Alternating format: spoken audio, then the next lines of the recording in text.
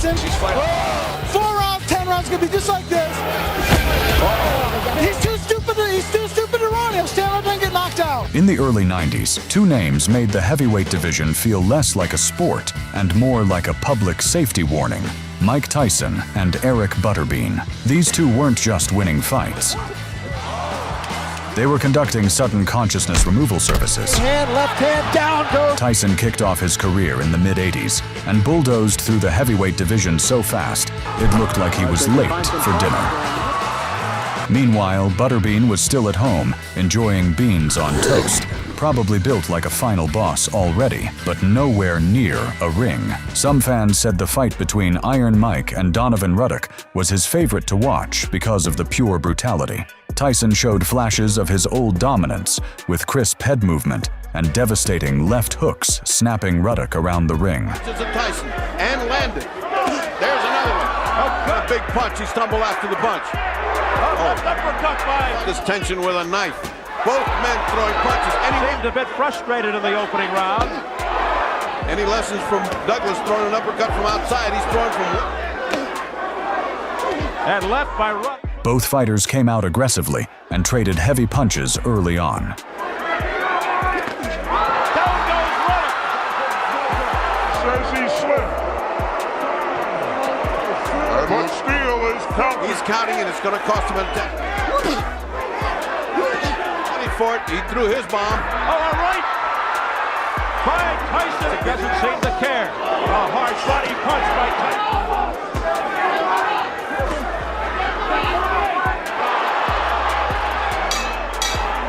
Tyson hitting afterwards. Ruddock just went back. Oh. Now he's trying to get his up.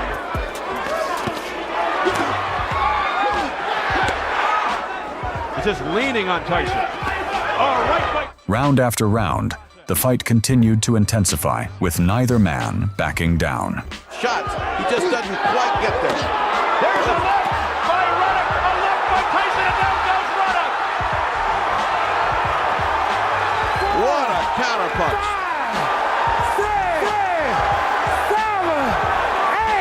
Placement. Oh, a big left. Oh, they hit after the bell. Steele warning. Oh, little uppercut and then the right hand over. Oh, nice hook. Here for withstanding this kind of barrage. Oh, what a right by Tyson. His integrity or his honesty. Continues to stay on his feet. That stunned Tyson. Now Tyson says no. Hit me again. And he did. I would say Even though Razor stayed upright and looked able to go on, referee Richard Steele stepped in and stopped it, giving Tyson a technical knockout win.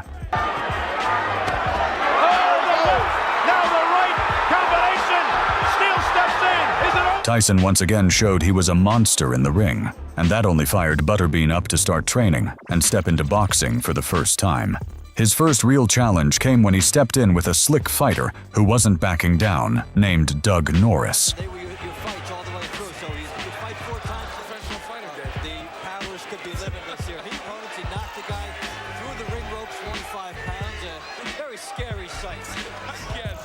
Butterbean, the nickname, and going all over the place. Round one. In fact, he's landing anytime he feels like that.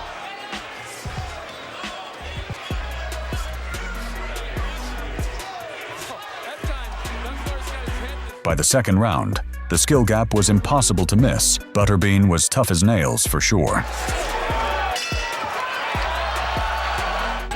Butterbean Esch is a man who there's the punches and the problem. Well, it's wild now, folks, and there goes Doug Norris. It's over. Butterbean's professional opponents have given him. The way he got rid of Norris reminded everyone of the time Tyson absolutely dismantled Marvis Frazier in just 30 seconds. That narrative started forming that Butterbean might just be the Fat Mike Tyson, a knockout machine with all the chaos, but none of the polished championship resume. While Tyson was knocking guys out every few months and Butterbean was also wrecking foes with ease, there came a point where Tyson finally met a puncher who really tested him: Evander Holyfield. a hard-hitting warrior whose shots showed what it feels like when big power lands on Iron Mike. That fighter was Frank Bruno, a hard puncher and much stronger competitor than Tyson. When they finally met, Tyson still showed the signature speed, evasive head movement, and crushing power that had made him one of the most feared heavyweights in the world. Every time he comes in, he's gonna hold it. He's not gonna let Mike do it, says Mills Lane. Tyson's people wanted to bob and roll. That's the first when he felt the steam. He didn't get there anywhere. Bruno looked surprised by Tyson's quick speed and power. Early, you can't fix it, Jim. That was never great to begin with. Tyson's not gonna let that alone. A deep gash over the left eye. Stop. Yeah, Mills Lane trying to take control. Instance, anytime he gets close to rounds, I guarantee you. Oh, a left hook by Mike Tyson, flush on the face of Frank Bruno. Another left. How academic. Less than a minute remaining in round 2. And that's saying something for a 247 pounder. There was a night. He's not fighting offensively. Face. A home run. A home run thrown by To the Tyson who fought McGillian Mathis. Here's a combination uppercut by Tyson. Tyson laying it on, pouring it on, down. Then Tyson unleashed a devastating series of punches that knocked Bruno to the mat in just third round. It was a very quick knockout that ended Bruno's championship reign. Bruno hit the canvas hard, and Tyson won back the heavyweight title with that clear victory. The same rapid rise was happening in Butterbean's career, and the fight that really put him on the map as a serious threat was when he faced the hard-hitting Joe Wiggins in a 4-round heavyweight bout. Against Butterbean, obviously, is to move and jab, and that's probably what Joe Wiggins will do. ABC affiliates here. Because he lost one, so oh my, he's hurt. Butterbean rolled into Arizona like he was ordering drive-thru, but Joe Wiggins served him a slow-cooked survival special. White trunks weighs in about that. Slow down Wiggins, and they get the fight where Butterbean trying to push ahead. Now he's not jabbing too much. There's a right hand that gets in. But it is walking in. Of course, he is not facing. Wiggins covered up, clinched, soaked shots, and basically turned into a human stress ball. And the uppercut is there for Butterbean, and he's getting hurt. Okay? And Joe Wiggins is the other guy. Doesn't even include the heavy punches coming. So he's on the novelty circuit here. Yes, he is. Oh, big right punch around. That right hurt Wiggins. He's in trouble. By round 4, Butterbean got sick of the patience quiz and cranked the heat up. Well, we saw Kenny Myers come in here and, in our view, beat Butterbean, but didn't get the decision. That's it. I guess Tyson's fight style was very different, and you could see it clearly against the veteran and taller Jose Ribalta. The bout opened with Tyson using his trademark peekaboo stance, but Ribalta stayed composed and didn't flinch under the pressure. The height advantage. He has to go down. His problem with Marvis Frazier couldn't keep him off. Again, just tremendous body shots and what an uppercut. Tyson has developed as a fighter. Kevin Rooney and Tyson is invited. And there was an uppercut. What a shot. You don't see that happen.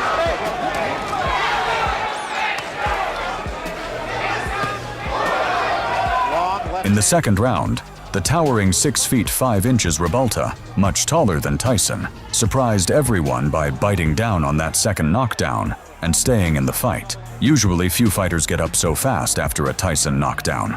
Yeah, because unlike Tillis or Green, as we mentioned,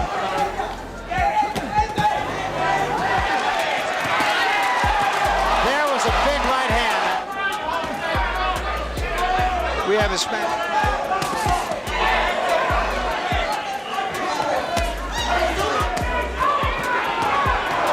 That was a good left hand. Hey, hey!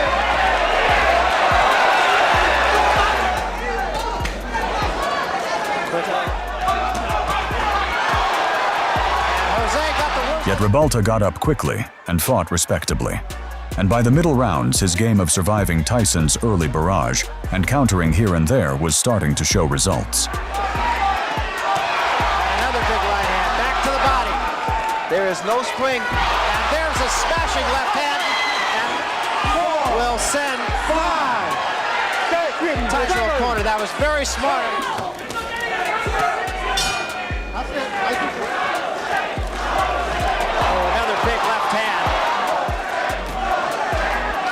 appreciative of what it.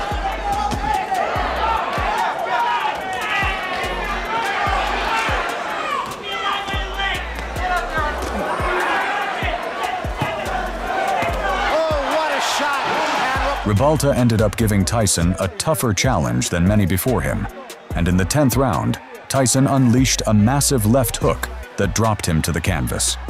Ribalta got up at 4, but Tyson's follow-up assault was enough for referee Rudy Battle to step in and stop the bout, handing Tyson the TKO victory. Tyrell Biggs, an Olympic standout, harbored a strong grudge against Tyson. Tyson wasn't about to let it slip. He was hell-bent on doing whatever was necessary to take down the bigger man. Those hands should be up a little higher because, again, the hand speed of Mike Tyson. Well, the punch actually thrown. Well, whatever he does, assistant jab.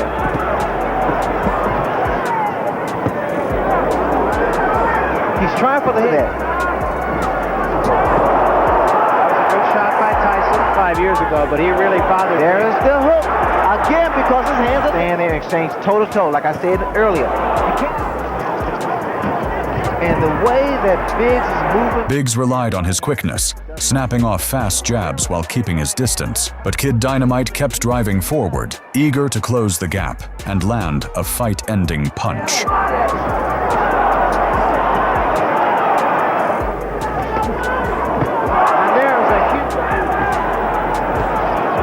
Didn't seem like much, but it was a good short uppercut. Coming from Tyrell Biggs now. Start throwing some uppercuts. He took a big left hand in this case tonight. We'll go into a fight with a game plan, and almost from the opening bell.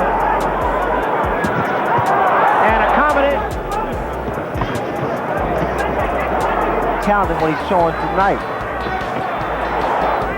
He just forgot about... This is a good education for the public because actually the left jab to break that rhythm and stop the momentum. Good body. Corner and looked long and hard at that cut in the last round. And you're going to see he's holding on a great deal now. There was a right hand and another. Meanwhile, Biggs stayed focused and accurate, landing sharp punches on Tyson throughout the early rounds. The contest was competitive enough that the crowd of about 12,000 sat tense, waiting for Tyson's decisive knockout blow. To that point in the last round, our punch that figures. Trying for one punch. And he's never. But he didn't put him away. The elbow there. Oh, that punch. That was a tremendous left hand. 4, 5, 6.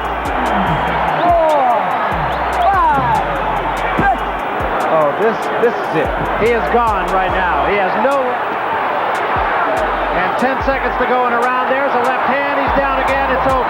By the 7th round, Tyson spotted a weakness in Biggs and seized the chance to exploit it, driving forward and turning the tide in his favor. So often in which a champion of the world, Mike Tyson!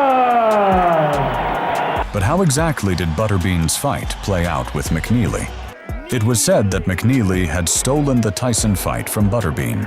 With your medical background, is this too risky for him to be fighting under these circumstances? Certainly, it's a long. I'll tell you something. Between the two guys, they have 89 wins, and neither of them have fought a live fighter. Pounds lighter than Butterbean. There's a Briggs rate a little too much. Didn't die to train those life. those fights you cannot look down for him. Oh, he missed with the. It's all Butterbean. McNeely ready to go, and that's it. But McNeely was outclassed from the jump, taking heavy punishment like a birthday piñata at a toddler's party, as Butterbean unleashed his full fury. If I said sacrificial lamb, would I be overstating the Tools. Appreciate all the good things that you do because that'll make your parents proud of you. Mitch Blood Green may not have been top tier in the 80s, but he strutted around like a tough guy from a New York deli fight club, notorious as one of Tyson's loudest trash-talking opponents.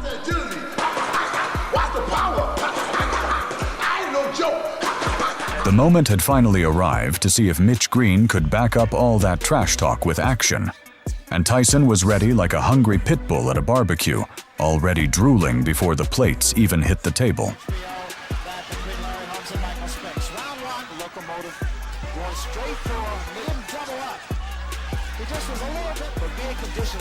like Tyson about the head of Michael. Always aggressive, right in front of his man. Now we see some head movement and your maneuverability. Green's mouthguard flew out across the ring like it was trying to escape town, a clear sign Tyson was serious and ready to make the wannabe street general pay for all that trash talk. He works his way in. That was a second time he has one, Green. Now, good left hook, solid left hook. Of Mike Tyson's very, very fast. Just to Tyson, because Tyson's going straight in, slip punches. Big right up is to release hits.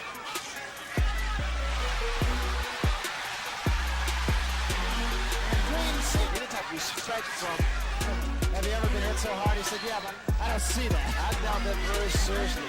Tyson's just... For Tyson, that bout was more like a live comedy special than a real test. He mugged Green, taunted him with grins and dodges like he was playing dodgeball with his little cousin, then unleashed a relentless storm of heavy punches that made Green feel like he'd walked into a sprinkler full of knuckles. Green is doing a lot of holding.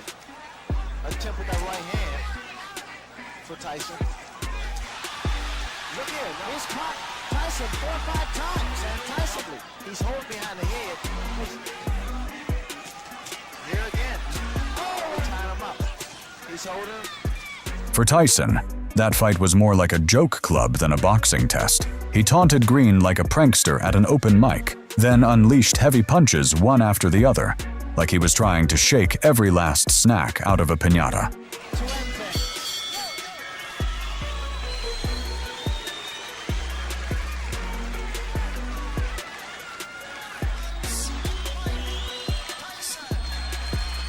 Butterbean stepped into Foxwoods thinking it'd be drive-thru, but Jonathan Whitfield served him the whole set menu. So had a jab, was a sparring partner, and also was one. He starts to rush in, then he stops. Then he starts, then he stops. Here, right now, the Butterbean phenomenon. Well, Butterbean with 19 wins, 9 first. There's that wild swing, Tribal Nation, and they have enjoyed it. And Ed, you were talking about Butterbean trying to get that jab. Murray's been telling him to work on the jab. Or the patience by Butterbean. Now he rushes in. He sees an opportunity to hold on around the waist. Yeah, but you know, it amazes me because everybody goes in there and seeing Butter's Some feints. more. Look at these foot feints from Butter. In the hotel last night, kids were coming up rubbing his... And who knows now, maybe those last few fights starts to develop, face some better competition. Yeah, he says his technique has been to... Rounds 1 to 3 were Butterbean, pressing him like a stubborn fridge that won't budge without a couple buddies. People, first thing they said to him, hey, you want to be famous? Butterbean has just walked right through those punches of Whitfield. He's tired now. He's tired now. You can score. But Butterbean has had the experience. For this one, now that he's breaking, I think, all boxing records. Well, we're coming down to the conclusion of third. Good punch, Ed. Hey, they've asked me that several times, and I said, for the right amount of money, I'd do anything, you know. I can be bought. Joe L. Scott, rising young heavyweight. The ref stepped in at 144 because endurance is cute, but power always gets the check. Michael Ortega stops the fight. That is enough for... Technical knockout, Butterbean! But then Tyson went through the worst slump of his life. He got shockingly knocked out by a 42-1 underdog named Buster Douglas, the kind of upset that made everyone check if boxing had switched to dodgeball. That loss shook him so hard, he didn't look like Iron Mike anymore. Sure, he won a few fights after, but the beast was different. On top of that, he got sent to prison for a few years. When he finally got out, his first opponent was journeyman Peter McNeely. Let's move at the past few months, and here we go! And McNeely, as advertised, comes right at Mike Tyson. McNeely on the canvas.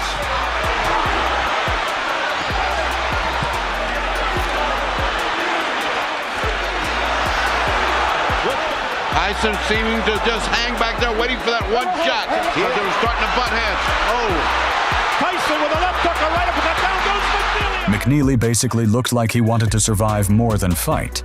and it was obvious these guys were nowhere near Tyson's old level as he cruised back toward title contention. Butterbean challenged Larry Holmes, thinking that if he beat him, he could then demand a fight with Tyson. But Holmes, even at 52 years old, Landing and punching. Now see, when he gets on the inside, Butterbean can land. See, a guy can hang in there a long time if he's a banger.